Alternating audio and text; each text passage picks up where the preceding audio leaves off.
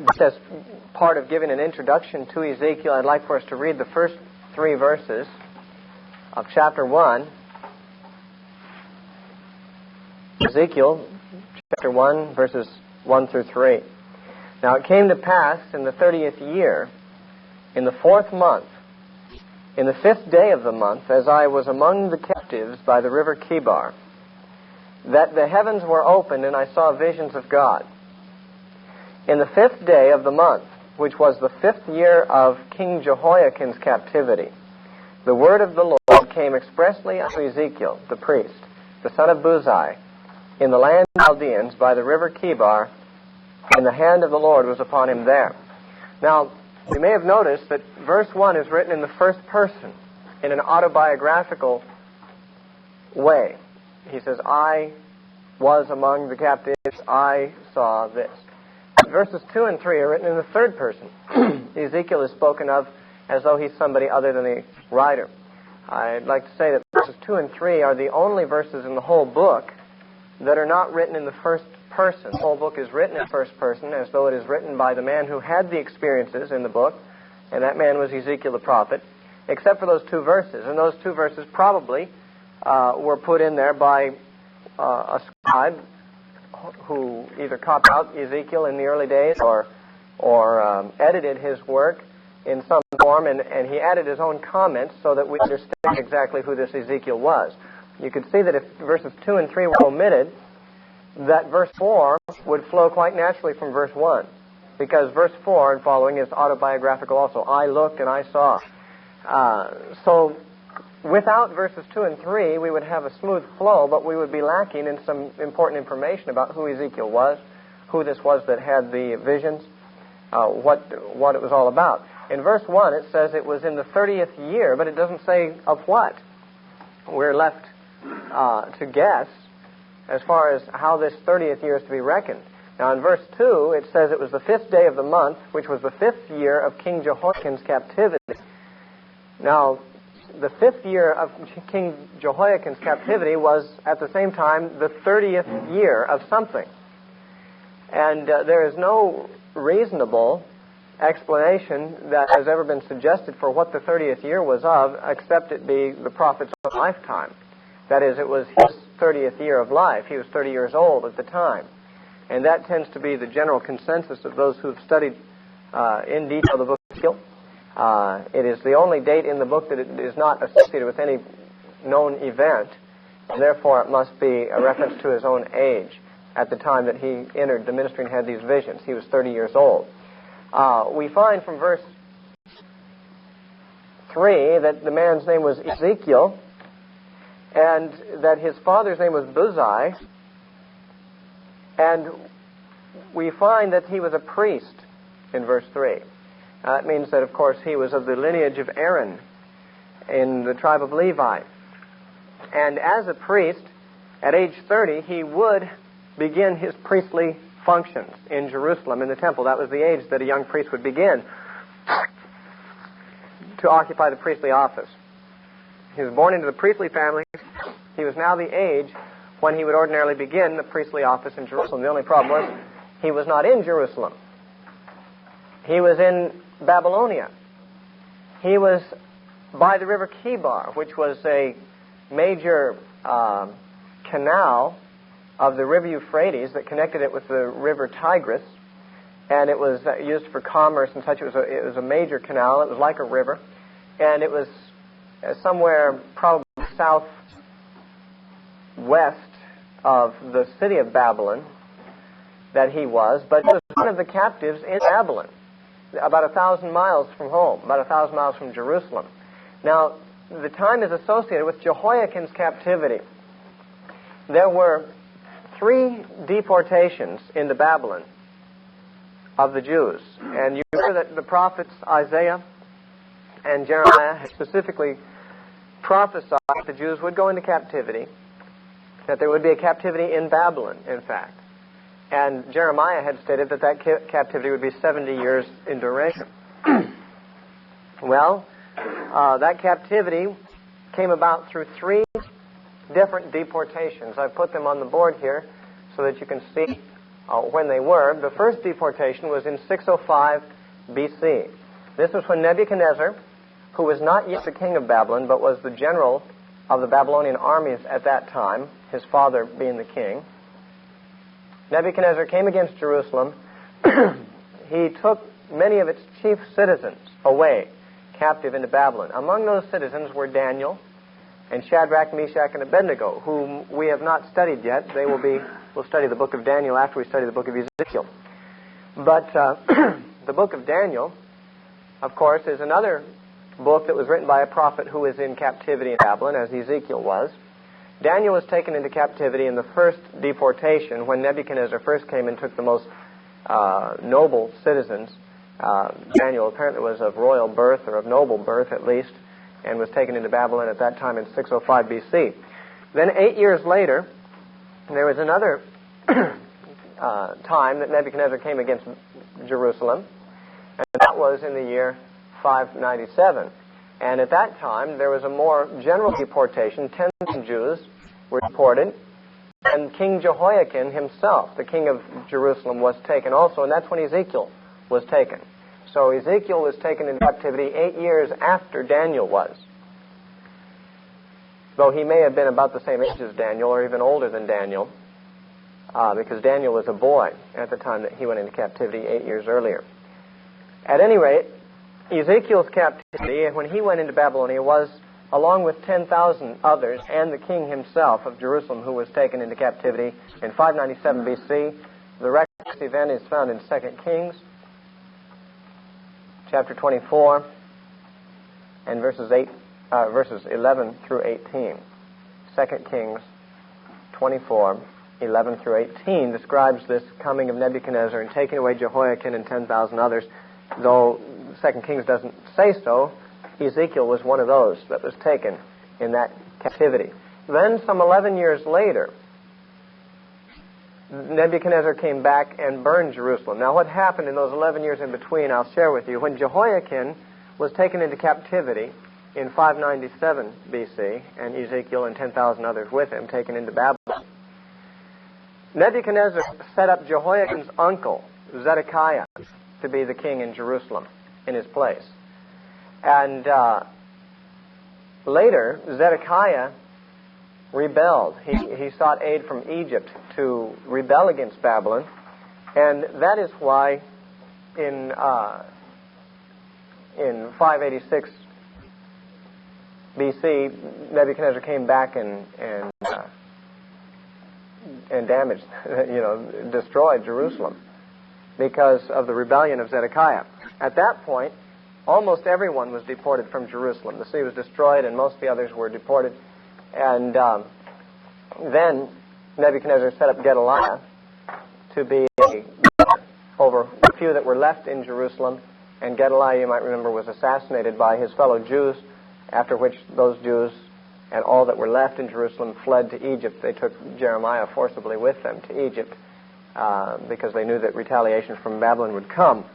And so there were three stages to the deportation. The first, which took the most noble citizens, including Daniel, in 605 B.C. Then the second, which took the king Jehoiakim and 10,000 others, including Ezekiel, in 597. And then 11 years later, the destruction of Jerusalem.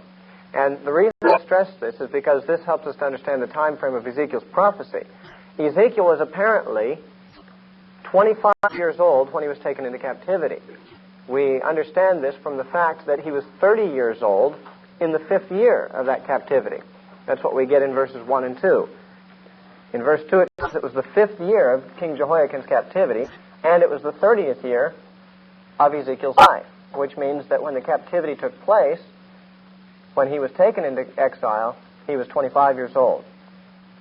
So Ezekiel spent 5 years as a prisoner, as a captive in Babylon, exile, I guess we'd say, rather than a captive. He spent 5 years before he was called to be a prophet. In the 5th year of that captivity, he was called to be a prophet.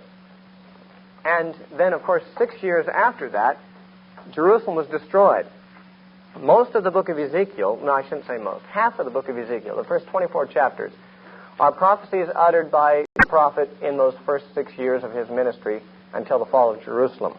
We'll talk about that a little later. Now, it's obvious that because of the time in which Ezekiel lived, he would have known Jeremiah. Jeremiah was prophesying in Jerusalem before Ezekiel was taken into exile and even beyond that point. So that Jeremiah would have been older than Ezekiel, but would have been familiar to him. If Ezekiel was 25 when he was taken into exile, he would have had many opportunities as an inhabitant of Jerusalem to have heard Jeremiah. And much of his message and even some of his language is like that of Jeremiah's. Perhaps he was strongly influenced by Jeremiah. Both of them prophesied the ultimate destruction of Jerusalem, and both of them spoke against false prophets who were giving the people a false security, telling people that Jerusalem was not going to fall. Jeremiah and Ezekiel both had the message that Jerusalem was in fact going to fall and that the captivity was going to be a lengthy one. He also lived, of course, contemporary with Daniel, though he probably never knew Daniel. They lived in different parts of the Babylonian Empire. Ezekiel apparently lived with the captives in Tel Aviv, which was south and west of the city of Babylon, but in the Babylonian Empire. Daniel, on the other hand, in Babylon, and you remember that Daniel, well, maybe you don't remember, I don't know if you've studied Daniel before, but Daniel was actually treated with royal honors and became actually something like the Grand Vizier or Prime Minister of Babylon. He became very powerful in Babylon, but Ezekiel lived among the captives and never had any political power. So Daniel and Ezekiel lived at the same time in Babylonia, in captivity, but Daniel lived in the palace, as it were. Ezekiel lived among captives in one of the suburbs. And Ezekiel did know about Daniel, though they probably never met. Ezekiel mentions Daniel twice in his book, and he speaks of him highly. Daniel had a good reputation among the captives, and perhaps they hoped that his high position in Babylon would help them to be restored to their homeland someday. And in fact, that did happen. But in Ezekiel 14 and verse 14, it says, "Though these three men, Noah, Daniel, and Job, were in it, they should deliver but their own souls by their righteousness, saith the Lord God." Now, I won't talk about what this verse is saying at this point, but notice that Noah, Daniel, and Job are mentioned, and that Daniel, who had been at this time 15 years in Babylon, had attained such a high status that he could be compared with the ancient righteous men who stood out in their generation like Noah and Job. I mean, it'd be really an amazing thing, because usually saints are not canonized until after their death. Usually men's greatness is not appreciated until after they're gone. The Jews would kill their prophets, and then a later generation would admire those prophets that their fathers had killed. But here we have two men who were from the ancient past, Job and Noah, and a contemporary living person, Daniel, set in the same ranks with them, which shows the high honor that was placed upon Daniel even during his lifetime by his fellow Jews, or at least by God, when that prophecy was uttered. There's a later mention of Daniel also. We'll consider those when we come to them. Ezekiel lived among the captives of Tel Aviv, and from reading Ezekiel, we get a little bit of a picture of the kind of life that the Jews had in their captivity in Babylon. It was not anywhere near as rigorous or difficult as their captivity in Egypt had been for those 400 years before the Exodus. In Egypt, they were put to forced labor, hard labor, with taskmasters that beat them and sought to kill their children and so forth. Whereas the Jews in Tel Aviv, at least, and we might consider them a representative sampling of the Jews in captivity and exile, they had their own homes. They apparently had a certain amount of freedom, because Ezekiel himself was able to wander about. He wandered out to the river Kibar and had visions. Then he went back home again. And the elders of Israel would resort to Ezekiel's house to inquire of the Lord. They admired him, looked up to him as a prophet, and they came to his home to receive words from the Lord. Now, this tells us also that in the Babylonian captivity, the Jews were allowed to have some kind of social structure that involved elders, that is, recognized leaders of their community. It would seem as though in the exile in Babylon, the Jews had a certain amount of liberty, though that was not good enough for them, of course. If you read Psalm 137, it's very clear that they were very galled by the captivity, and to be removed as they were from Zion was something that was very hard for them. And you can read, if you wish to, Psalm 137, to get the attitude of the Jews in their captivity. Psalm 137 was written by one of those Jews in the captivity. It says, "By the rivers of Babylon, there we sat down, yea, we wept when we remembered Zion. We hanged our harps upon willows in the midst thereof, for there they carried us away. They that carried us away captive required of us a song, and they that wasted us required of us mirth, saying, Sing us one of the songs of Zion. How shall we sing the Lord's song in a strange land? If I forget thee, O Jerusalem, let my right hand forget her cunning. If I do not remember thee, let my tongue cleave to the roof of my mouth. If I prefer not Jerusalem above my chief joy," and so forth. So this is the way they felt. The captives in Babylon longed to be home in Jerusalem. However, the situation in Babylon was not anywhere near as bad as it had been for them in Egypt. And so the elders of the Jews in Tel Aviv would come to Ezekiel's house to inquire of the Lord. Now, even though they came to do that, it does not mean they were godly men. In fact, in most cases, Ezekiel had a nasty word for them, a very scathing word for them. God said to him, Why will these people inquire of me? They have set up idols in their hearts. And while the Jews had been sent into captivity, according to the prophets, for their idolatry, which they practiced at home in Jerusalem, they apparently did not practice idolatry in Babylon. The captivity cured them of that vice.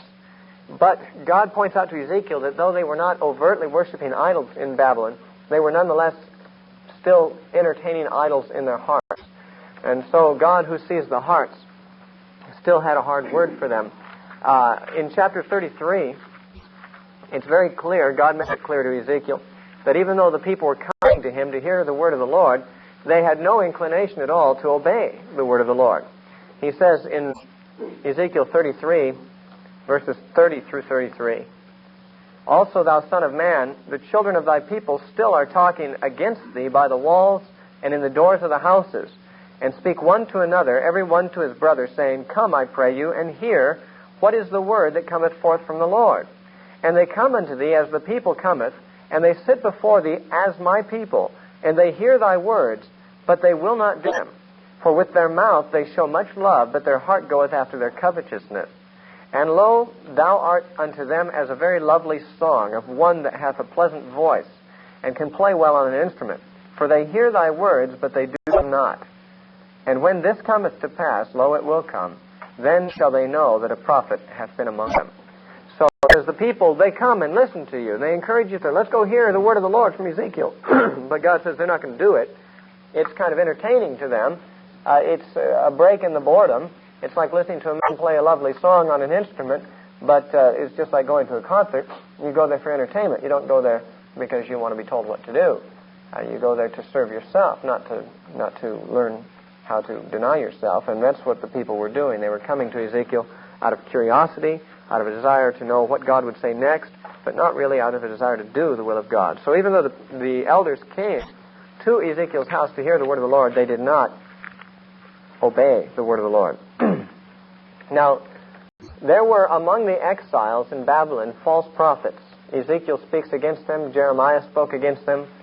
Those false prophets were saying that Jerusalem would not be destroyed, and that those exiles who had already been taken to Babylon would soon be released to go back home again.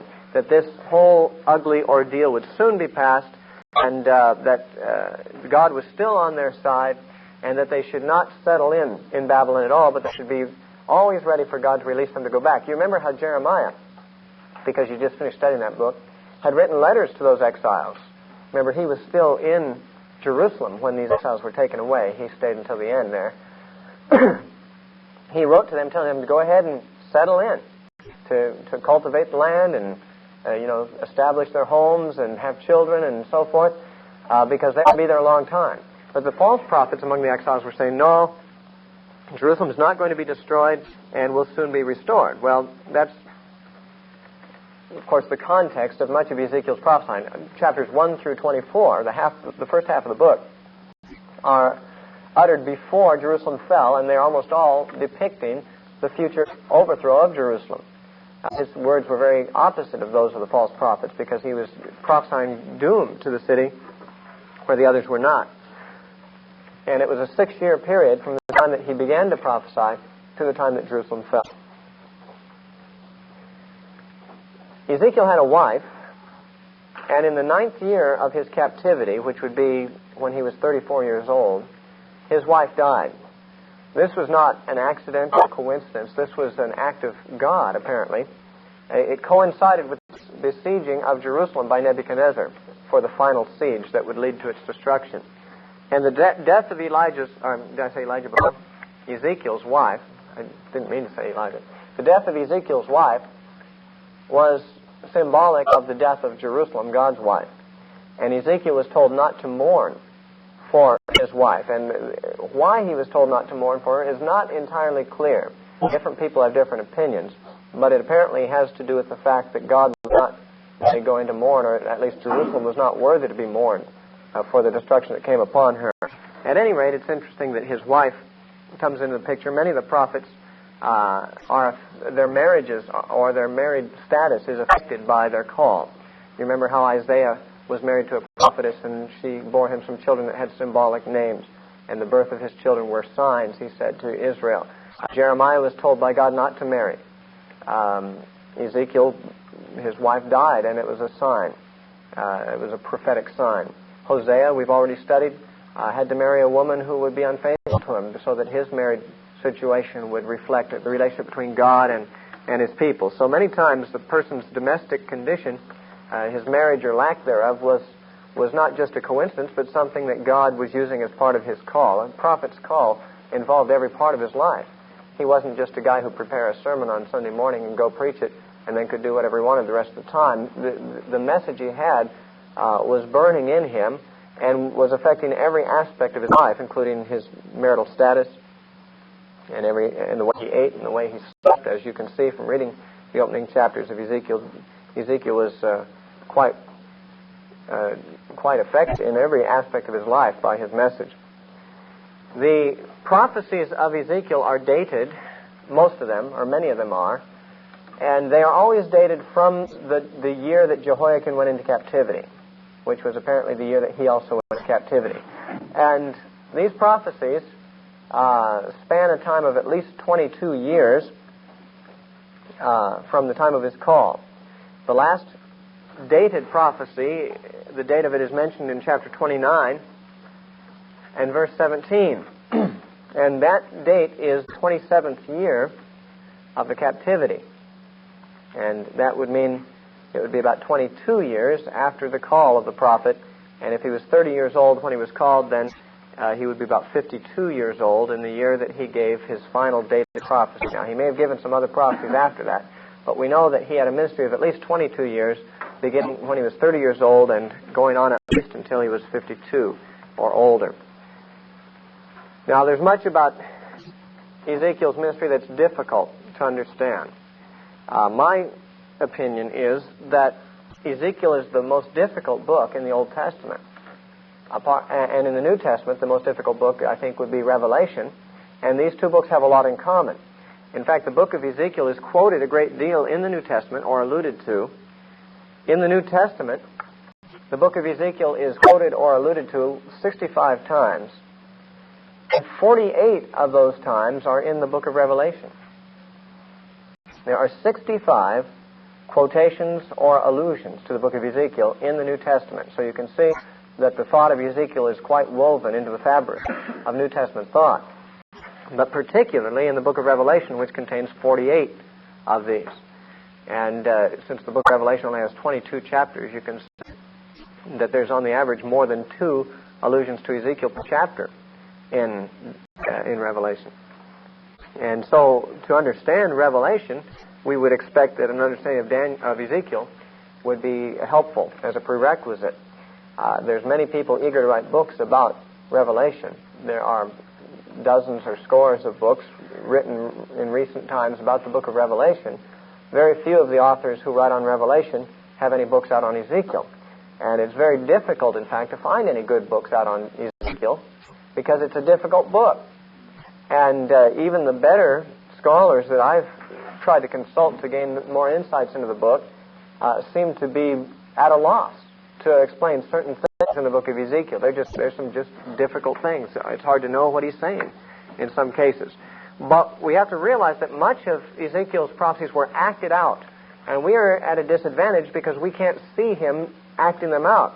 There are, in most cases, a description of what he did, but the description is not complete enough for us to fully understand, or we only have to guess about something. He's told to lie on one side for 390 days.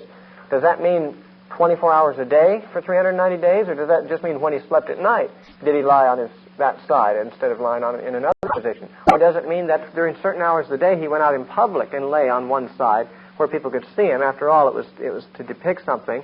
But we're not told. All we're told is he lay on one side for 390 days and then on the other side for 40 days. But, as I say, if we had been there, we would have been able to see exactly how this was carried out. If this was just at night or all day long or a certain part of the day. The same is true about his special food that he had to eat.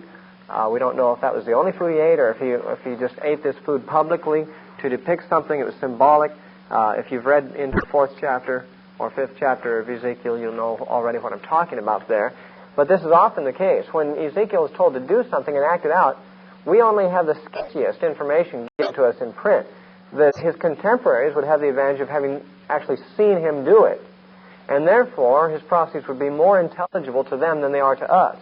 We are just left with some gaping holes in our knowledge of what he did and what his meaning was, therefore. There's at least one time that Ezekiel was transported, whether in the body or out of the body, I cannot tell. God knoweth. But he was transported to Jerusalem from Tel Aviv, from his home. The Lord picked him up by the hair, it says, and took him to Jerusalem. And in there he saw certain things, and he actually dug through the wall of the temple and things like that. Now, whether this all happened in a trance, in a vision, or whether he literally physically went there, is not entirely clear. But some of his prophecies, therefore, are uttered to the inhabitants of Jerusalem. It does not mean that the inhabitants of Jerusalem necessarily ever heard them, because, of course, we know that many of the prophets prophesied to foreign nations, but probably never went there, that their prophecies were recorded, and when those foreign nations fell, it was seen that those prophecies were accurate, but those prophecies present actually a valid warning to those nations, because it's not likely that the prophets went to all those nations, to Ammon and Moab and to the Philistines and to Tyre and to Babylonia and to Assyria, made all these prophecies. It's more likely that their prophecies are written largely for the sake of those who could hear them, which would be those in their own vicinity, and to show that when those prophecies came true, that God had known that these things were going to happen.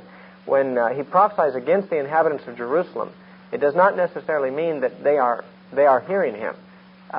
He is in a vision or some other way transported to Jerusalem, and he sees things, abominations, that become God's case against Jerusalem and his rationale for destroying Jerusalem. But the prophecies that are uttered, it's not clear whether they were ever heard in the ears of the people of Jerusalem or not. There are 4 visions that Ezekiel had. The book of Ezekiel has some aspects which make it one of the hardest books to read, and others that make it the most colorful. One of the colorful aspects is that his prophecies took so many different forms. He had 4 visions. There were 4 acted-out prophecies, plus there were other kinds of prophecies he gave. The 4 visions were these. In chapter 1, he saw a vision of God's chariot and throne. That's what chapter 1 is about. That's his first vision. Then his second occupies chapters 8 through 11. This is where he's transported to Jerusalem, and he sees the abominations of Jerusalem, and in the end of this vision, he sees the Lord, the glory of the Lord, departing from the house of God. And so the second vision, which is chapters 8 through 11, is about the abominations of Jerusalem and the departure of the glory from the temple. The third vision is found in chapter 37. This is the best known, the most familiar of the visions that he had. That's the vision of the dry bones, which, as he watched, assembled into bodies and was a picture of the restoration of the captives to their homeland. That was chapter 37. And then the final vision is the last 9 chapters, chapters 40 through 48.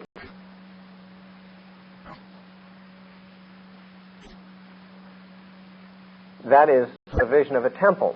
I say a temple because no one's quite sure what temple it is. It's a very lengthy, very detailed description, at least as detailed as the description of the tabernacle in Exodus. Therefore, as difficult to read through as was that passage, for the same reasons. Gives measurements and so forth. But no one is quite sure which temple it is that he saw. It does not appear to be the temple that Zerubbabel built after this time. It does not appear to be at any temple that has ever been built. And therefore, various theories have been advanced about what temple he saw. We'll talk about that when we get to those chapters. But those are his four visions. The vision in chapter 1 of the glory of the chariot of the throne of God. The second vision in chapters 8 through 11 of the abomination of Jerusalem and the departure of the glory from the house of God. The vision of the dry bones in chapter 37 and the vision of the temple, chapters 40 through 48. Now that only makes up a portion of the prophecies of Ezekiel, but those are significant major visions. The way we are going to cover the book of Ezekiel will be topically. We're not going to go at verse by verse through the whole book, just from chapter to chapter. There's a number of reasons for that. One of them is that it will get very tedious if we do that, and very repetitious. Ezekiel is repetitious in many respects. One thing is, with a given sentence, within a given verse, he can be extremely repetitious. You'll find that already in the passages in the first 3 chapters we'll come to. He'll say something, and it'll take him much longer to say it than you'd think it would need to take. He'll repeat certain phrases repeatedly in one sentence, which makes it very burdensome, almost like reading the Amplified Bible, only more inspired, perhaps. But it is tedious reading because of his repetition to extent. Then there are certain phrases that are repeated many, many times in the book. For instance, the expression, "They shall know that I am Jehovah," or "They shall know that I am the Lord." That expression occurs over 70 times in the book. There's also the repetition of the term Son of Man over 90 times in the book. Now, the key thought would seem to be that one I just mentioned, "They shall know that I am Jehovah," and that does come up a lot of times. And that would apparently be the main theme of the book. 29 times this statement is made in connection with the coming judgment on Jerusalem. As he is describing certain punishments coming upon the city of Jerusalem, he'll interject, "And then know that I am Jehovah." 29 times. There are 24 times when that statement is made that he is discussing the judgment upon the heathen nations. When he's describing his judgment on the heathen nations, he interjects, "And they shall know that I am Jehovah," 24 times. And then in his prophecies that predict the restoration and blessing of the Israel of God, the expression occurs 17 times more, "And they shall know that I am Jehovah," which tells us some interesting things that God wants people to know about him. First of all, that he's a holy God who punishes sin among his people. 29 times he describes how he is going to punish his people for their sins, "And they shall know that he is Jehovah." In other words, they will know that he is a God. Jehovah is a God that does these kinds of things, who enforces his law and enforces righteousness among his people. Then those 24 times when it mentions this in the connection of his judging the nations, this stresses the fact that Jehovah is not just one of the territorial gods, as people generally thought of the gods in those days, but he is the universal God over the nations. He's got universal sovereignty. He judges other nations as well. All nations answer to him. And they shall know through his judgment on the heathen nations, that he is Jehovah, and they'll know that Jehovah is sovereign over all the world, not only over the Jews. Then in those prophecies describing the restoration and blessing, "They will know that he is Jehovah," means that they will know that Jehovah is the God who is of great compassion and grace and mercy, because though he punishes, he yet restores. Though he is under no obligation to do so, yet he does. So the main concern God expresses throughout this book is that people would know that he is Jehovah, and to know what kind of God Jehovah is. And that is made fairly clear, at least. But there are certain repetitions also of themes, especially in the first 24 chapters, the repetition of the themes about the destruction of Jerusalem and the siege and so forth, and it comes through different pictorial visions and descriptions and actions of the prophet. Now, let me just give you the overall outline of the book, and then we'll get into chapter 1. The first 3 chapters give us the opening vision and the call of Ezekiel to be a prophet. Just as most or many of the prophets do describe their call. Jeremiah does so in the first chapter of his book. Isaiah does in the 6th chapter of Isaiah. Here we have 3 chapters giving circumstances of this man's call to the prophetic ministry. Chapters 1 through 3. Then chapters 4 through 24, all of which were uttered before the fall of Jerusalem, predict judgments upon Jerusalem, predict the fall of Jerusalem.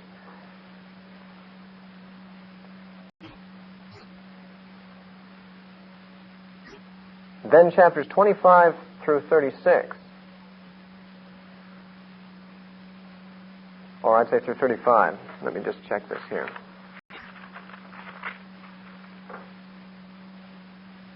Yeah, through 35. Ezekiel 25 through 35 are prophecies against the heathen nations. These come up after Jerusalem falls. Of course, there's no need for the prophet to predict the fall of Jerusalem anymore, since it has now fallen. And now he turns his attention against the heathen nations that gloat over the fall of Jerusalem and prophesies their destruction also. In the midst of that section, there are 2 chapters that seem to be out of place, or one in particular, chapter 34, which is, chapter 33 actually is a chapter that just repeats parts of other places in the book. And then chapter 34 is a prophecy against the wicked shepherds of Israel and a prophecy about the coming good shepherd, Jesus. Those 2 are sort of sandwiched into the section that talks about the overthrow of the heathen nations. And then from chapter 36 to the end, chapters 36 through 48, prophecies about restoration of the nation, restoration of the temple, restoration of worship. So we have the first 24 chapters about the overthrow of Jerusalem, the next 10 chapters principally about the overthrow of heathen nations, and then the final chapters from 36 to 48, about 13 chapters, talk about the restoration of God's people. All right, let's get into chapter 1. We already read the first 3 verses, so we'll start at verse 4. He was at the river Kibar, somewhat a little ways away from his home. What he was doing there we don't know, but it says, "And I looked, and behold, a whirlwind came out of the north, a great cloud, and a fire enfolding itself, and a brightness was about it. And out of the midst thereof was the color of amber, out of the midst of the fire." Now, this verse tells us what first called his attention to something out of the ordinary. Now, he had been 5 years in captivity at this time, and nothing out of the ordinary had happened. He did not consider himself to be a prophet during those 5 years. He was to be a priest if he would ever go back to Jerusalem. He would be a priest there, but he could not be a priest, of course, in Babylon, because there was no temple there to worship or to conduct the sacrifices in. So he was just another captive Jew for 5 years, but on this occasion he happened to be out probably meditating or praying over by the river Kibar, and he saw something out of the ordinary in the north. Now, the north is customarily and symbolically the direction from which judgment came, at least to a Jew's mind. Most enemies did not attack from the east or the west. The reason they didn't come from the west is quite clear. They'd have to come through the Mediterranean. They'd have to come by sea.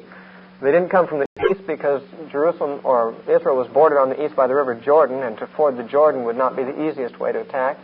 Therefore, most nations, except Egypt, would attack from the north. They'd go up above the country and then come down from the north. Babylon did this, Assyria did this, and most nations that attacked them did this. So the north was historically or traditionally the direction specifying judgment. Well, he saw to the north a great cloud, a whirlwind. Now, a whirlwind sometimes is an image for an army coming and sweeping things away. We have this imagery used in Daniel chapter 11. We have it used later on in Ezekiel 38, about Gog and Magog comes in like a storm, like a whirlwind. And in this case, I don't think it's an exception. I think there's a sense in which we're to see an army coming, or so it would seem. Because it goes on, it just looked like a cloud at first. It just looked like a natural phenomenon, maybe a twister, maybe a tornado. But as he looked more carefully, he saw something within the cloud that he could just barely make out. There was sort of a sparkling color. Here it's called amber, but amber is just the translator's guess. The word that's translated amber here is a very rare word in the Hebrew. It's found almost nowhere else in Hebrew literature. Therefore, no one knows quite what it means, but most new translations believe it has to do with a metallic kind of a color. The RSV, for instance, translates it bronze, and most new translators would agree with that. It was a metallic color that he could see flashing from inside this cloud or this whirlwind. Now, it was in the distance, so he couldn't quite make it out, but he could tell this was not an ordinary natural phenomenon because there was something metallic flashing in there. And as it got clearer, he begins to see what it is. And I'll tell you what it is before we read the description. What he saw was a vision of the chariot, the metallic chariot of God coming with his throne upon it. And this, of course, represented God coming to make war, coming to judge. And, of course, this is the character of his early prophecies. They're all about how God was coming to judge his people. Well, it goes in verse 5 to describe, verses 5 through 14, describe four grotesque beings that he first notices, or at least first describes, before he describes the chariot itself. These four beings apparently supported the chariot upon their wings. It says in verse 5, "And out of the midst thereof came the likeness of four living creatures, and this was their appearance. They had the likeness of a man, and every one had four faces, and every one had four wings. And their feet were straight feet, and the sole of their feet was like the sole of a calf's foot, and they sparkled like the color of burnished brass. And they had the hands of a man under their wings on their four sides. And they four had their faces and their wings. Their wings were joined one to another, or touching each other. They turned not when they went, and they went every one straight forward. As for the likeness of their faces, they four had the face of a man, and the face of a lion on the right side, and they four had the face of an ox on the left side, and they four also had the face of an eagle. Thus were their faces, and their wings were stretched upward. Two wings of every one were joined to one another, and two covered their bodies." Out of humility, apparently, or modesty. "And they went every one straight forward, whither the Spirit was to go, they went. And they turned not when they went. As for the likeness of the living creatures, their appearance was like burning coals of fire, and like the appearance of lamps. It went up and down among the living creatures, and the fire was bright, and out of the fire went forth lightning. And the living creatures ran and returned as the appearance of a flash of lightning."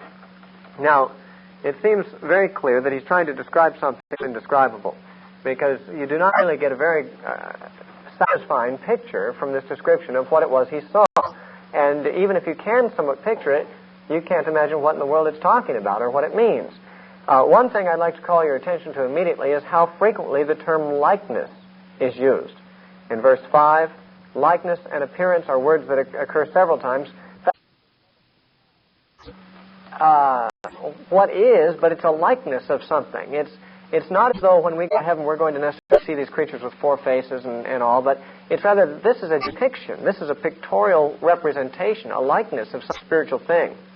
And to support the idea that he didn't see things as they really are so much as a symbolic vision or likeness of certain principles, you might recall that in the book of Revelation, in chapter 4, when John was caught up into heaven, he also saw four living creatures. And they had some resemblance to these four. But there were some differences, too. In the case of the living creatures that John saw, they had the four faces, but not each of them having four, as is in this case. But in Revelation, each had one of the four. In Revelation, one of the living creatures had the face of a man, another the face of a lion, another the face of ox, another the face of an eagle. Here, the creatures, each of them has all four faces. In this place, the living creatures have four wings. In Revelation, the living creatures have 6 wings. Interestingly, in Isaiah chapter 6, the seraphims that he saw there had 6 wings, and Revelation seems to follow the images from both the seraphims and these living creatures and put them together into one being. Now, what should we gather from all this? Should we assume that there are different kinds of creatures that have these faces in heaven? That, for instance, when we go to heaven and we can see everything in the Spirit, that we'll see these creatures that Ezekiel saw, plus we'll see other creatures like the ones that John saw, and others yet like the ones that Isaiah saw with the 6 wings, the seraphim? Or is it possible, I believe it is, that what we see when we go to heaven will not be that exactly at all? Remember John, when he was caught up into heaven and saw the 4 living creatures, he also saw Jesus. But what did Jesus look like? He looked like a lamb. Now that's a symbolic representation of Christ. Christ is not a literal lamb. He is the Lamb of God that takes away the sins of the world, but that is a symbolic picture of Christ. He is not a literal lamb, and when we see him, we will not see him as a lamb, but we will see him as he is, as Christ, with the holes in his hands and his feet, and we'll see him as he is. John saw symbolic visions of him, and Ezekiel, I believe, is seeing something that is of the same character, a symbolic portrayal of spiritual beings. And the fact that the images of a lion, an ox, a man, and an eagle appear in Ezekiel's vision and also in John's, yet the pictures they saw were not identical but have the same elements, leads me to the conclusion that these are symbolic of certain spiritual ideas or certain spiritual principles that in various visions have been gathered into different forms, but they recur anyway. That is to say, there is something symbolically valuable about there being a lion in each case, and an ox, and a man, and an eagle. But to say that there are creatures that we will see that look like this may or may not necessarily be the case. Now, I've never ascended into heaven myself. I can't tell you what's to be seen there and what is not to be seen there. And maybe we will see creatures just like this. But my understanding is he's talking about the likeness of something. He didn't see a thing itself, but a likeness, a symbolic picture.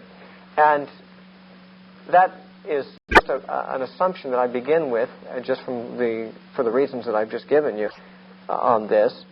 They're told certain things about them here immediately.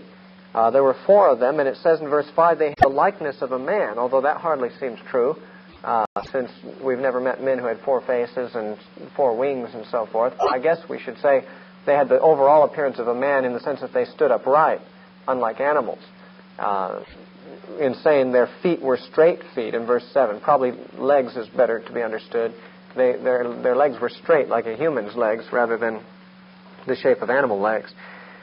So these had a general human appearance, but with some very divergent peculiarities.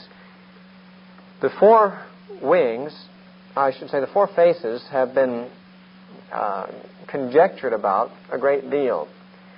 Many of the early rabbis believed that the 4 faces represent 4 aspects of the created animal kingdom. It was said by the rabbis that the lion was the chiefest and mightiest of the wild animals, and that the ox was the mightiest of the domestic animals, that the eagle was the mightiest of the birds, and the man was the mightiest of all creatures.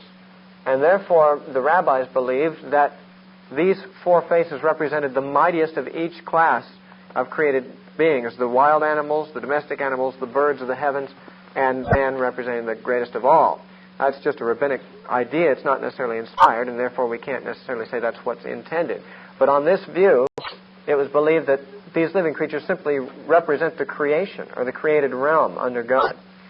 And there are many Christian scholars who take a similar view about the 4 living creatures in the book of Revelation. Many commentators understand the 4 living creatures in Revelation to represent the created realm. I'm not sure I agree with them, but that seems to be a common interpretation. So that's a rabbinic idea. Some early Christian writers, church fathers, held the view that these 4 faces represent 4 aspects of Christ and were connected with the 4 Gospels. It's obvious as you read the 4 Gospels that each writer of the Gospels presents a different aspect of Christ. And it was said that Matthew's Gospel presents Jesus as the King, the Messiah, represented by the lion. That Mark's Gospel represents him as the servant of all, represented by the ox, which its main function is to serve man. Luke's Gospel, it was said, pictured Jesus as very human, or as the Son of Man, and therefore the face of man would represent that aspect of Jesus' character. And John's Gospel represents Jesus as deity, as the Son of God, which the soaring eagle, the transcendence of the eagle overall, would represent the transcendence of Christ. Now that's how some of the church fathers understood the meaning of these four faces. Whether right or wrong, we can't say, but what they said was that as you look at Jesus from different angles, you see a different aspect. Just like a diamond that's cut, you can see different aspects of the diamond by looking at it from a different angle. And so each gospel record looks at Jesus from a slightly different aspect. One portrays him as the king, one as a servant, one as man, and one as God. Son of man, Son of God are different aspects. Jesus the king, Jesus the servant are different aspects. And so these creatures, if you look at them from different angles, you see a different aspect. You see a different face. And so some suggest that these four faces represent the four aspects of Christ. Another and similar theory would hold that they represent four aspects of God's nature himself. The lion, of course, representing his kingliness, his royalty. The ox, representing his strength, might, because the ox is a very strong animal. The man's face representing God's intelligence, because man is considered the most intelligent of the animals. And the eagle representing God's transcendence, or loftiness, or heavenliness. Now those are three totally different theories about the meaning of these, and I'm not able to tell you which is the right one. But maybe none of them are. Maybe these faces don't represent anything. Maybe God just made animals or creatures that look like this and has no meaning whatsoever. However, I do believe that they do stand for something. I do believe there's something symbolic about these. And whether they represent different aspects of God himself or aspects of Christ, or whether they represent the creation and the highest member of each order of creation, are various theories that have been advanced, and it'd be nice if I could tell you which one is the correct one. However, to understand that will not necessarily give us more light in the message of Ezekiel. They had four wings. With two of them they covered their bodies, and with two they stretched out and touched the wings of others. These four apparently stood in a square formation with two of their wings outstretched, touching the wings tips of the others, so that the shape of their wings created a square. And upon this square there sat a platform.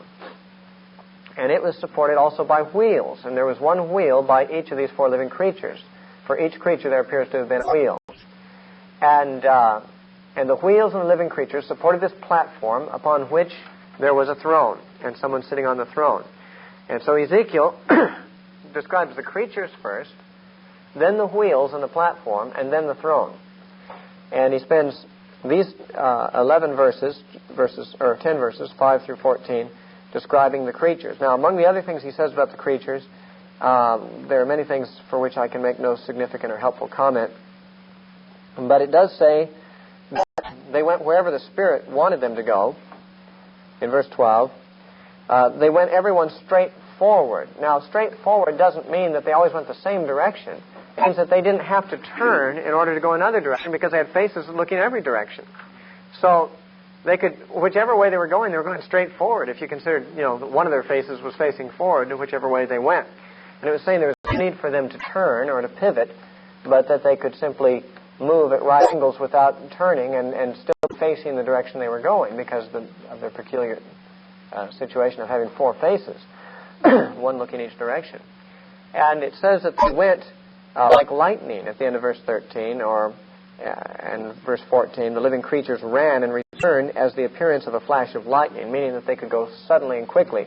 Now, since they were bearing upon them the throne of God, as we shall see, this would represent perhaps the fact that God is governing and can move about, although this would be a slightly different idea than his universal presence, his omnipresence, but he can move about at the speed of lightning to any position or any place that he needs to go where his attention is required. and there's no slowness about him. There's nothing to hinder him getting immediately to the trouble spot. That he's always on the scene wherever his attention and his sovereignty is needed to be expressed. Now, in verses 15 through 25, we have the description of the chariot, first of all, with the wheels. Now, as I beheld the living creatures, behold, one wheel upon the earth by living creatures with his four faces. Now, it sounds like there's only one wheel, but as we read on, it's clear there were four wheels. There was one by each of the living creatures.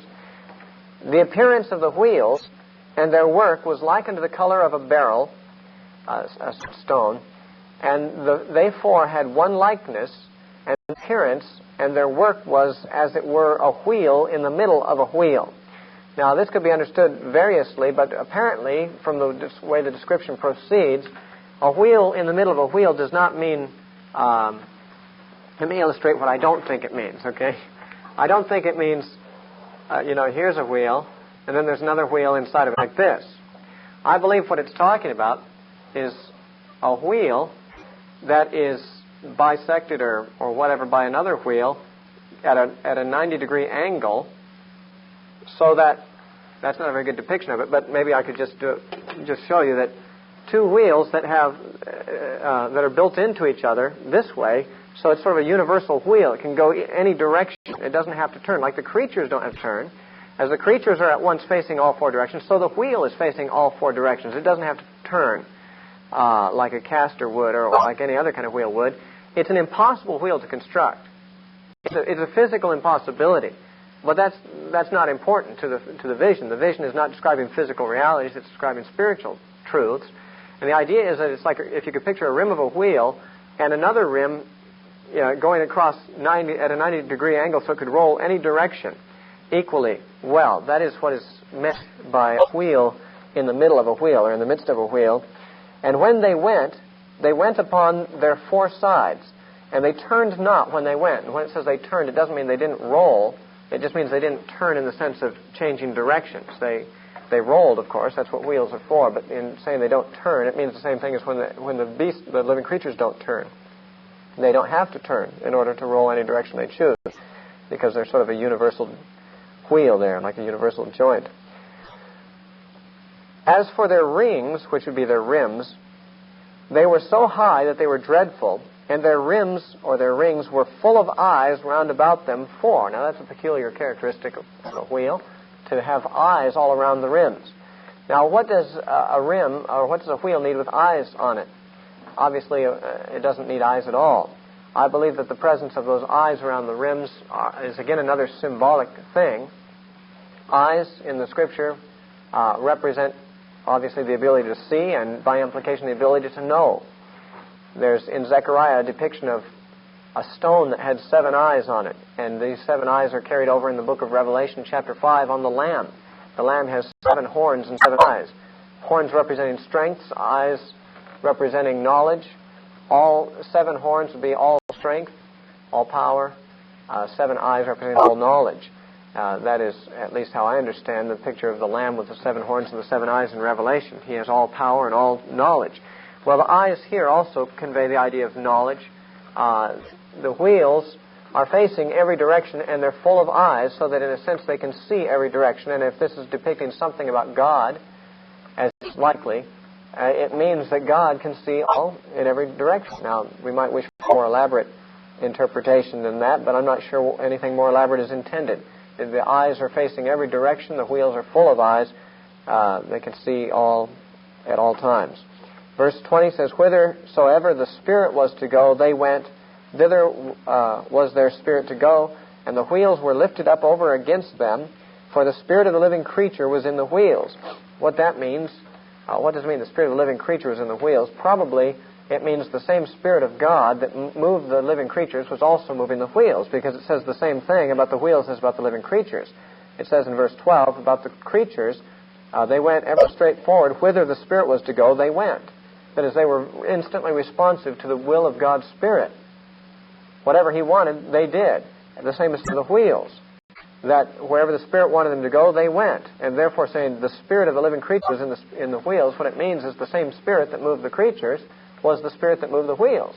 Both the wheels and the living creatures were moved and instantly responsive to the will of the Spirit. When those went, these went, probably meaning when the creatures went, the wheels went, and vice versa. And when those stood, these stood. And when those were from the earth, the wheels were lifted up over against them. For the spirit of the living creature was in the wheels.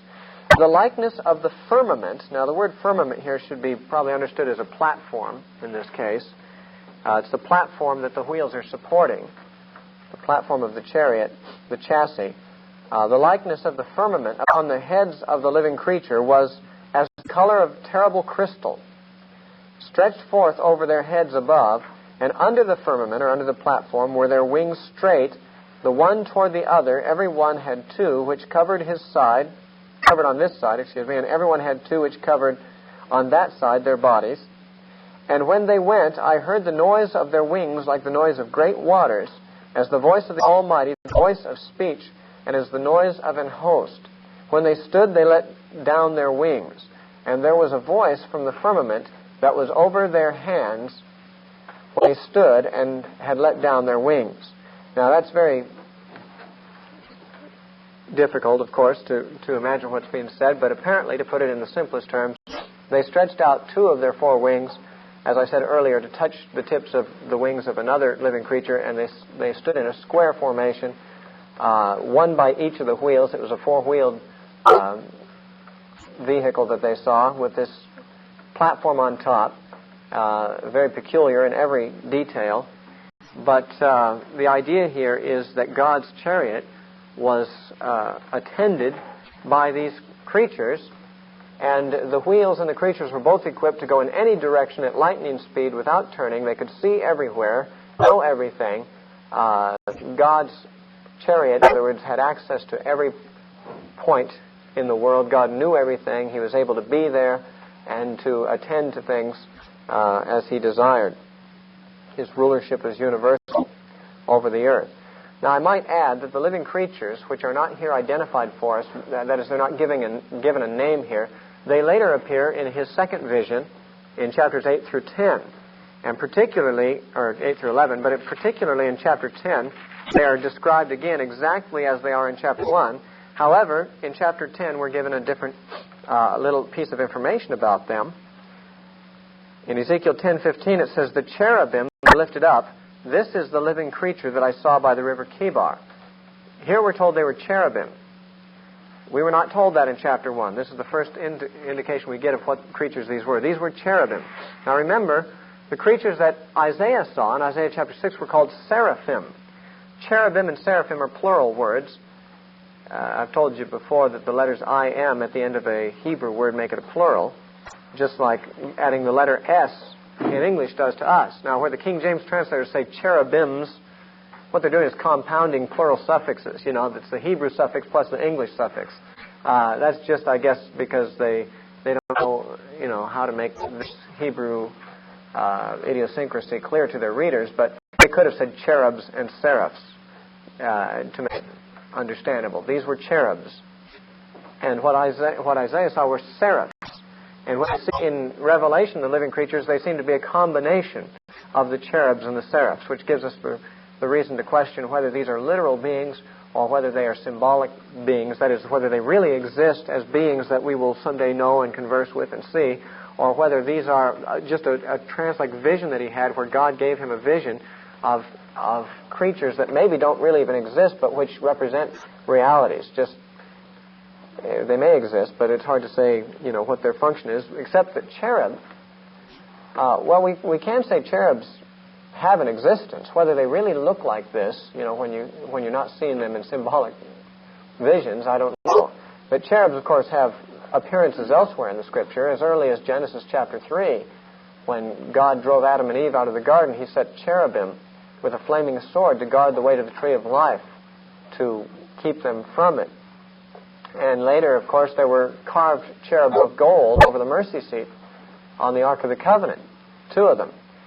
And then there were a lot of cherubims embroidered on the tent, on the curtains and on the veils of the tabernacle. A lot of cherubim there too. And so the cherubim are seen more than once in the Scripture, they always seem to have a guardian kind of a role. Guarding the tree of life, guarding the Ark of the Covenant, guarding the chariot of God here. They're almost here giving the effect of a personal bodyguard. Not that God needs a bodyguard, or even has a body for that matter, but it's the idea of painting a picture of a royal and important personage who's coming on his chariot, and he's got his attendants about him, and his guardians, not in any way suggesting that he needs guardians, but that just to fill in the whole picture of a majestic king coming on his incredible chariot. Okay? And then it says in verses 26 through 28, it describes what was upon the chariot, a throne and one on a throne. And above the firmament, or above the platform that was over their heads, was the likeness of a throne, as the appearance of a sapphire stone. And upon the likeness of the throne was the likeness as the appearance of a man above it. Now notice how frequently he says likeness, likeness, likeness. He's not saying he saw a throne and saw a man. He saw what was like a throne or like a man. Of course, he couldn't say it was a man because God is not a man, and what he was seeing was God on his throne. And since no man can really see God and live, even Moses, who was a man of much greater stature than the man Ezekiel, Moses was not permitted to look upon God. Therefore, we should understand that Ezekiel didn't see God, but he saw a vision that was a likeness of God. And again, in this case, God appeared in the likeness of a man. And since God is not a man, but the vision he saw was a likeness of a man, again, we might assume that all these things they saw that were a likeness of something may not depict things as they really are, but depict them in such a way as to give a symbolic picture of some spiritual reality. It says in verse 27, and I saw, as the color of amber, an appearance of fire round about within it, from the appearance of his loins even upward, and from the appearance of his loins downward. I saw, as it were, the appearance of fire. It had the brightness round about. Now, why it describes him from his loins upward and his loins downward separately, when he says the same thing about both, he had the appearance of fire upwards and downwards from his loins. Well, he could have simply said he looked entirely like fire. I don't know. It simply tends to be, it seems to be one of those cases of repetitiousness in the style of the writer, but at any rate, we see that the man he saw was sort of the likeness of a man. Notice how little detail he's given here, because he spends 10 verses or so describing the creatures and the same amount describing the wheels in the chariot, but only one verse describing the one on the throne. Why is this? Why so much detail describing the others and so little describing the one who represents God? It seems obvious that he wants to give no occasion to the Jews to try to make images. That they might make an image of a cherub or of a chariot would not be such a bad thing unless they worshipped it, but for them to try to make an image of God is strictly forbidden. Therefore, he doesn't give a description adequate to make an image from. So that would seem to be why he gives such an undetailed description of God on the throne. It says in verse 28, as the appearance of the bow that is in the cloud in the day of rain, so was the appearance of the brightness round about. There was a brightness around the throne that was like a rainbow. Also, you might recall in Revelation 4, when John was caught into heaven, he saw the rainbow over the throne of God. So both images, of course, Revelation borrows heavily from Ezekiel in many of its images, but both revelations of God's throne, Ezekiel's and John's, see the rainbow surrounding or overarching his throne. The idea being, of course, the rainbow is a symbol of God's grace. Why God's grace? Because God sent a flood on the earth in the days of Noah because man's imaginations and the thoughts of their hearts were always evil continually. So he sent the flood. After the flood, he determined that he would never again flood the earth, although, he said, man's thoughts and imaginations of his heart are still always evil continually. And he put the rainbow in the clouds so that when he, that is God, would see it, he would remember his covenant not to destroy them anymore. But the interesting thing is, he acknowledges that the same sins exist in man after the flood as before the flood. The same conditions that caused him to send the flood still exist in man's heart after the flood, and yet, despite the fact that man has not improved, God makes a promise that he won't send that judgment again. In other words, it's strictly a matter of grace. If he saw that man was improved, that man was better now, and he said, okay, now I'm not going to send a flood because things are better now, then that wouldn't be grace. That'd simply be, keeping with his justice. That when things are bad, he judges, and when things are good, he doesn't. But at the end of the flood, in chapter 9 of Genesis, God acknowledges, or in chapter 8, He acknowledges that man is just as bad as before, but in spite of that fact, he's going to show mercy. He's not going to judge as before. So the rainbow I see as a picture of grace. Any other opinions about the meaning of the rainbow would be hard to establish from any place in Scripture. It says also, this was the appearance of the likeness of the glory of the Lord. So if anyone wonders what it was, some people who are unlearned and unstable wrest this, as they do the other Scriptures, to their own destruction. And they say, well, this is a UFO or something like that. I don't know if you've ever read that, but Von Daniken and others have thought, well, see, Ezekiel saw one of the UFOs, and he described it in this way, and he mistook it for God, and so forth. The eyes around it and the flashing light, yeah. Right, there's a lot of things in the description. There's a lot of things in the description that, if you want to use your imagination, you can apply them to a UFO, especially since no one knows what a UFO is supposed to look like. You can make it look like the description here, I mean, if you want to. But obviously, he tells us what it is he saw. He says, this was the appearance of the likeness of the glory of the Lord. So it wasn't a UFO, it was the glory of the Lord, only it was a likeness or the appearance of the likeness of. I mean, he gets about as far removed from saying he saw the glory of the Lord as he can. It was the likeness of the appearance of the glory of the Lord. At any rate, that's what it represented. And when I saw it, I fell upon my face, and I heard a voice of one that spake. Now we have a very short chapter, chapter 2. And he said unto me, Son of man, stand upon thy feet, and I will speak unto thee. And the Spirit entered into me, when he spake unto me, and set me upon my feet, that I heard him that spake unto me. And he said unto me, Son of man, I send thee to the children of Israel, to a rebellious nation, that hath rebelled against me. They and their fathers have transgressed against me, even unto this very day. For they are impudent children, and stiff-hearted. I do send thee unto them, and thou shalt say unto them, Thus saith the Lord God. And they will hear, or whether they will forbear, for they are a rebellious house, yet shall know that there hath been a prophet among them. And thou, son of man, be not afraid of them, neither be afraid of their words. Though briars and thorns be with thee, and thou dost dwell among scorpions, be not afraid of their words, nor be dismayed at their looks, though they be a rebellious house. And thou shalt speak my words unto them, whether they will hear or whether they will forbear, for they are most rebellious. But thou, son of man, hear what I say unto thee. Be not thou rebellious like that rebellious house. Open thy mouth and eat that which I give thee. And when I looked, behold, an hand was sent unto me, and lo, a roll of a book, that is, a scroll, was therein. And he spread it before me, and it was written within and without. And there was written there lamentations and mourning and woe. Now, this is his call to be a prophet. Some of the recurring thoughts that come up very repeatedly in this short chapter are the word rebellious. God obviously stresses how rebellious the Jews are. He says that the Spirit entered into him, which of course enabled him to be a prophet, because I remember that Moses, when he complained that he had too much of a burden, God said, well, bring 70 elders to the tent door. And when he brought them to the tent door, God took of the Spirit that was on Moses and put the 70, and they prophesied. Later on, when it was found that two of them, Eldad and Medad, were not in the presence of the tabernacle prophesying, and Joshua complained about that and said, forbid them, Moses, to do that. Moses said, are you jealous for me? Would to God that all the Lord's people were prophets, and that he would put his Spirit upon them. So for the Spirit to come upon a person was to make them a prophet. Now, not in every case, but Saul, for instance, was anointed to be king, and the Spirit came upon him, but he also prophesied. And David also, when the Spirit was taken from Saul and put on David, David also, we know, had a prophetic ministry as well as being a king.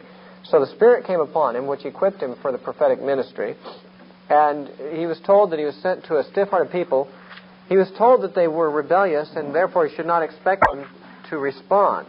Now, twice he says, and if they shall hear, whether they will hear, verse 5, or whether they will forbear, yet they shall know that there has been a prophet among them. It almost sounds like God's not sure whether they'll hear the words or not, but God does know, and he tells them that they won't hear.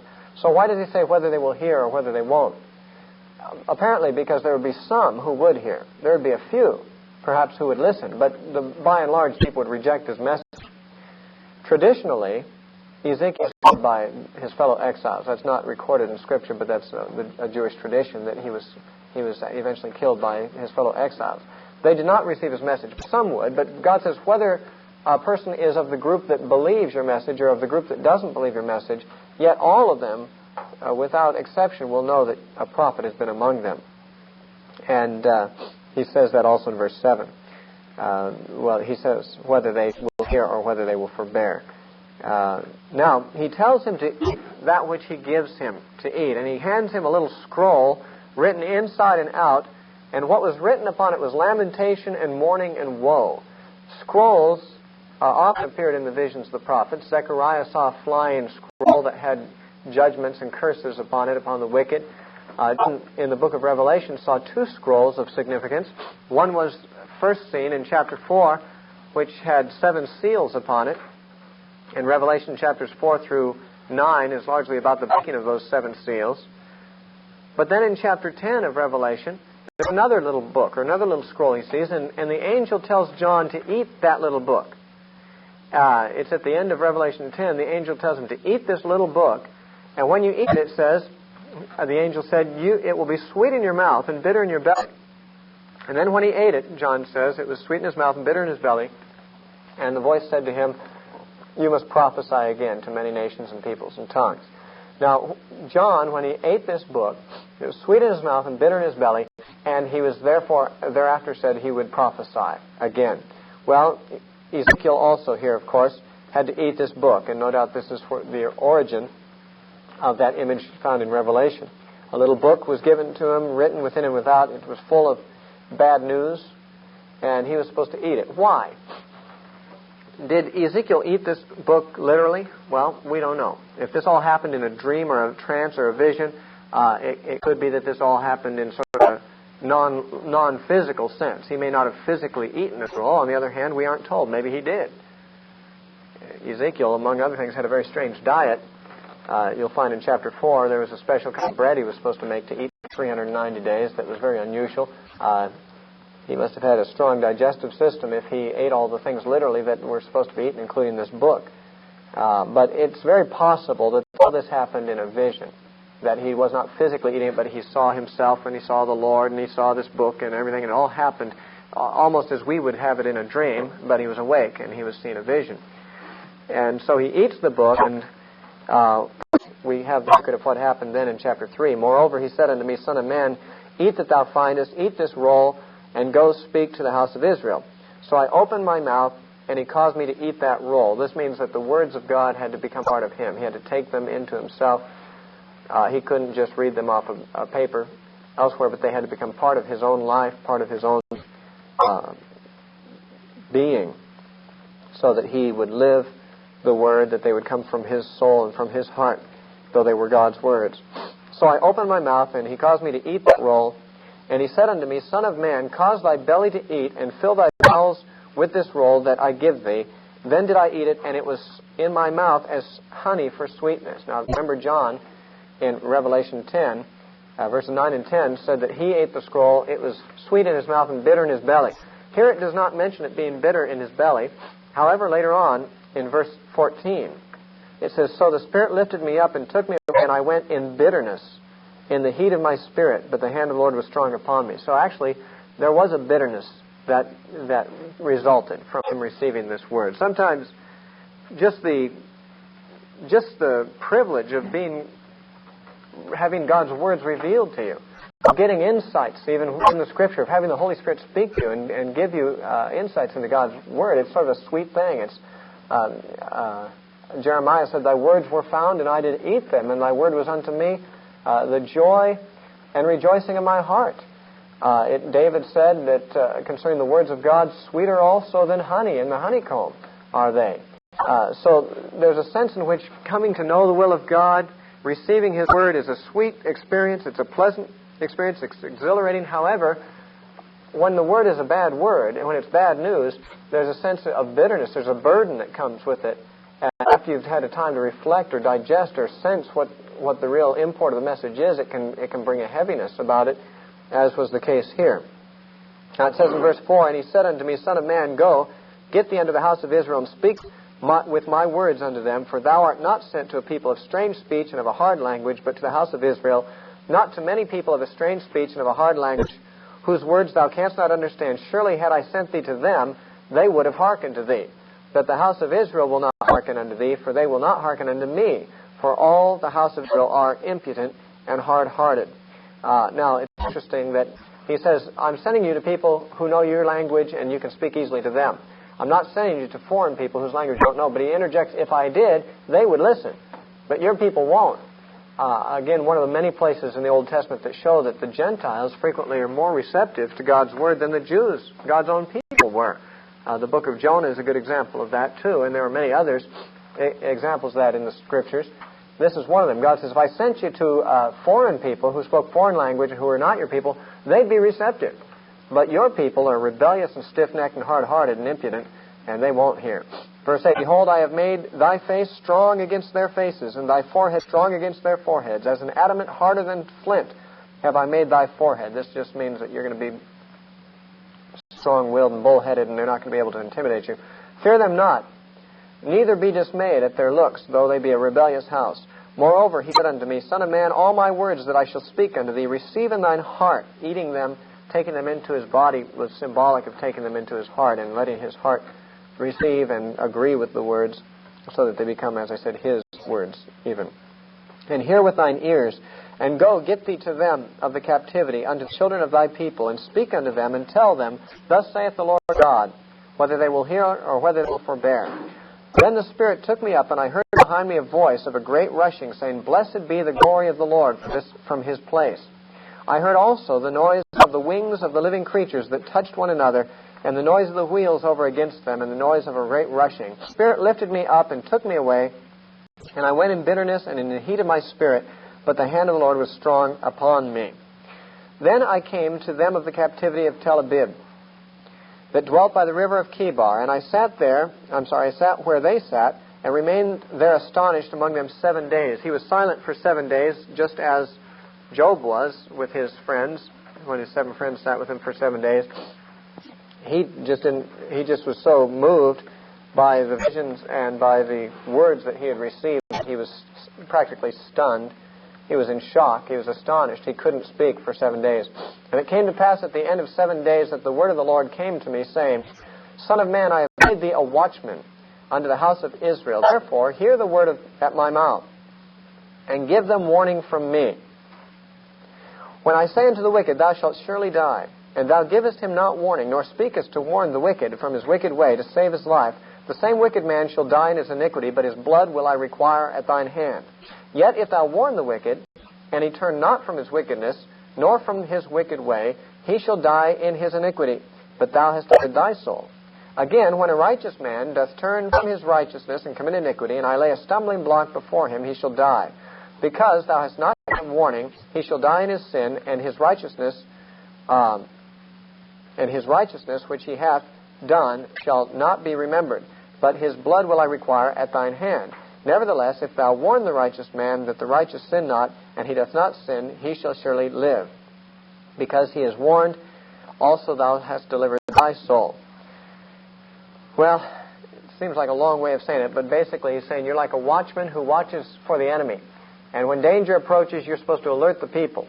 And just as a watchman, if he sees the enemy coming but doesn't alert the people, is personally responsible for the overthrow of his city, so in the moral realm, where he sees the danger and God's judgment coming, if he doesn't warn the people and give them a chance to repent, then he's responsible for their blood. Now, if he does warn them and they don't listen, they'll die anyway, but he won't be held responsible. So the idea is that he has a responsibility and an obligation to discharge, and he'd better not neglect it, or else consequences will come upon him for blood guiltiness. And the call of God upon you to warn people is not something that can be taken lightly, because God doesn't call everybody quite in the same way, and doesn't give everybody the revelation. So when you have a revelation, you're made more responsible, and you've got to tell people what you know. Of course, we have the gospel and knowledge of salvation, have that kind of an obligation also to the rest of the world, as the Great Commission indicates. And the hand of the Lord was there upon me, and he said unto me, Arise, go forth into the plain, and I will there talk with thee. Then I arose and went forth into the plain. Behold, the glory of the Lord stood there, as the glory which I saw by the river Chebar, and I fell on my face. Then the Spirit entered into me, and set me upon my feet, and spake with me, and said unto me, Go shut thyself within thine house, But thou, O son, behold, they shall put bands upon thee, and shall bind thee with them, and thou shalt not go out among them. And I will make thy tongue cleave to the roof of thy mouth, that thou shalt be dumb. And thou shalt not be to them a reprover, for they are a rebellious house. And when I speak with thee, I will open thy mouth, and thou shalt say unto them, Thus saith the Lord, He that heareth, let him hear, and he that forbeareth, let him forbear, for they are a rebellious house. Well, the same thing could have been said much shorter, perhaps, but what he's saying is that the Lord at this point told him to shut himself in his house. Apparently he was instructed to have someone put chains on him to represent captivity. Of course, his prophecy was that they would remain in captivity and that the rest of the Jews who had not yet been taken would yet go into captivity. And there would be this sign similar to that which was given to Zechariah, the father of John the Baptist, that he was struck dumb until the birth of John the Baptist. But in this case, Ezekiel was struck dumb until the death of his wife, which was at a 6-year period from this time. For a 6-year period, he was dumb, with the exception that when God had a word for him to speak, God would supernaturally give him the ability to speak. Now, this is a pretty good safeguard that most prophets did not have, nor do they still. And it'd be kind of nice if they did sometimes, because he says, I'm going to make you dumb so that you shall not be a reprover to them. That is to say, you're not going to vent your bitterness upon the people, as some prophets tend to do. Sometimes the prophets go beyond what God tells them to say and begin to include their own venom to the message. But Ezekiel was a man who would not have that opportunity. God was making him dumb so that he could not speak except when he had a word from the Lord. And this condition prevailed until the death of his wife in chapter, I think, 24, and then apparently he regained normal powers of speech. Well, this is just a description of his call to the ministry and his actual prophecies. We haven't actually read any of the prophecies yet. He has not yet begun to speak to the people. We only hear what God has said to him in preparation for his ministry, and in chapter 4 we begin to see his first public actions and message. And we'll wait, of course, till next time for that.